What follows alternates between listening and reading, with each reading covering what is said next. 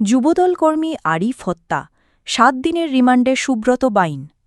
যুবদল কর্মী আরিফ শিকদার হত্যা মামলায় রাজধানীর হাতিরঝিল থানার মামলায় শীর্ষ সন্ত্রাসী সুব্রত বাইন ওরফে ফতে আলীর ৭ দিনের রিমান্ড মঞ্জুর করেছেন আদালত।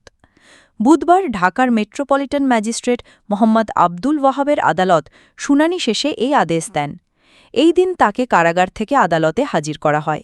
পরে তার উপস্থিতিতে রিমান্ড শুনানি শুরু হয়। এই সময় রিমান্ডের পক্ষে শুনানি করেন রাষ্ট্রপক্ষের আইনজীবী আজিজুল হক দিদার।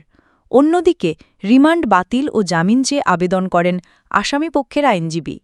উভয় পক্ষের শুনানি শেষে জামিন নামঞ্জুর করে রিমান্ডের আদেশ দেন আদালত। এর আগে ২৫শে জুন আসামি সুব্রত বাইনের ১০ দিনের রিমান্ড চেয়ে আবেদন করেন মামলার তদন্ত কর্মকর্তা তেজগাঁও মহানগর গোয়েন্দা পুলিশের পরিদর্শক মোহাম্মদ মাঝহারুল ইসলাম।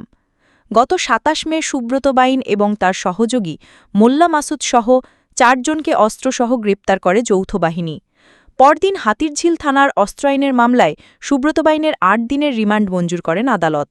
৫ই জুন রিমান্ড শেষে তাকে কারাগারে পাঠানো হয়। এরপর আরিফ হত্যার মামলায় গ্রেপ্তার দেখানো হয় তাকে। পরে রিমান্ড আবেদন করা হয়।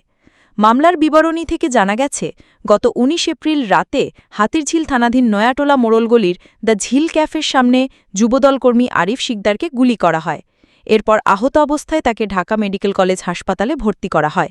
পরে চিকিৎসাধীন অবস্থায় ২১ এপ্রিল তিনি মারা যান। এই ঘটনায় আরিফের বোন রিমা আক্তার বাদী হয়ে সুব্রত বাইনের সহযোগী মাহফুজুর রহমান বিপু সহ কয়েকজনের বিরুদ্ধে হাতিরঝিল থানায় মামলা দায়ের করেন।